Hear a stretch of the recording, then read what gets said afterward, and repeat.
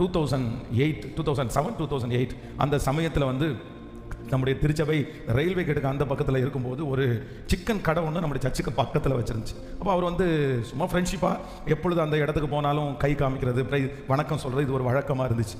அப்போ வந்து ஒரு நாள் வந்து அவர் ரொம்ப சிக்காக இருக்கிறதுனால கிட்டத்தட்ட ஒரு 2 மாதங்கள் அந்த கடை வந்து லாக் பண்ணி 2 மாதத்திற்கு பிறகு அந்த கடையை வந்து திறந்தாங்க.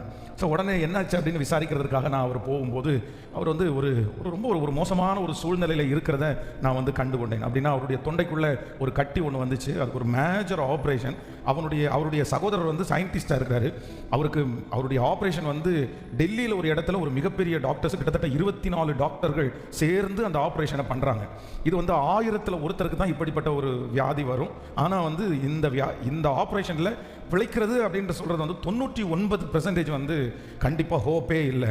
ஏன் அப்படின்னு சொன்னால் இங்கேருந்து இப்படியே கட் பண்ணி இந்த பக்கம் கட் பண்ணி இதை ஓப்பன் பண்ணி இங்கேருந்து நெஞ்சு வரைக்கும் கட் பண்ணி ஓப்பன் பண்ணுற மாதிரி ஒரு மிகப்பெரிய மேஜர் ஆப்ரேஷன். அப்போ வந்து அவரை பார்க்குறவங்க, அவரை டெஸ்ட் பண்ணுறவங்க, அவர் விசாரிக்கிற அத்தனை இடத்துல போகும்போதும் வந்து ஒன்று உங்களுக்கு கண் பார்வை போயிடும், இல்லை அப்படின்னா கண் பார்வை அகைன் காது கேட்காது, அகைன் வந்து உங்களால் பேச முடியாது. இது ஒரு சிம்டம்ஸ். இன்னொன்று வந்து டெத்து. நீங்கள் இந்த ஆப்ரேஷன் நடக்கும்போதே இது 2 தான் நடக்கும்.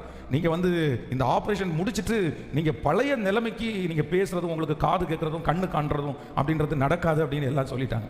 அப்போ நான் கரெக்டாக உள்ளே போகிறேன். அவர் அந்த விஷயத்தை சொல்லி அப்படியே கண்ணு கலங்குது.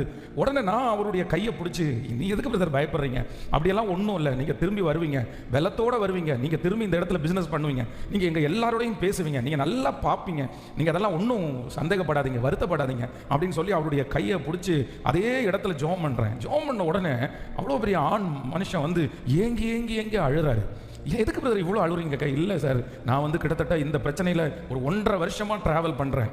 இந்த 1.5 வருஷமாக எத்தனையோ பேரை வந்து நான் இந்த பிரச்சனையில் போய் சந்திச்சிருக்கிறேன். ஆனால் ஒருத்தர் கூட நீ திரும்ப உயிரோட வருவேன்னு சொல்லவோ இல்லை திரும்பி பேசுவேன்னு சொன்னதோ உனக்கு காது கேட்கணும் யாருமே சொல்லலை.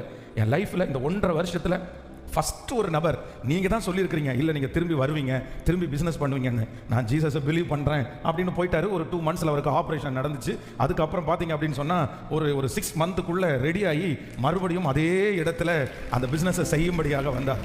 ஸோ இது வந்து நடந்து 18 வருஷம். அந்த 18 வருஷத்துக்கு பிற்பாடு அங்கே இருந்து அடுத்த 2 இயர்ஸில் நம்ம சர்ச்சை மாற்றி வந்துட்டோம். 18 ஆண்டுகள் முடிந்தது. நேற்றைய தினத்தில் அவருடைய கணவன் மனைவி 2 பேரும் வந்து, சார் நாங்கள் தெரியுதில்ல உங்களுக்கு, இந்த மாதிரி திரும்பவும் ஒரு இடத்த சொந்தமாக விலைக்கு வாங்கி அந்த இடத்துல ஒரு ஷாப் ஒன்று ஓப்பன் பண்ணுறோம். அதனால் 1ஆம் தேதி அதுக்குள்ளே என்ட்ராகும். நீங்கள் வந்து ஒரு பிளஸ் பண்ணிட்டு போனால் எங்களுக்கு நல்லா இருக்கும்.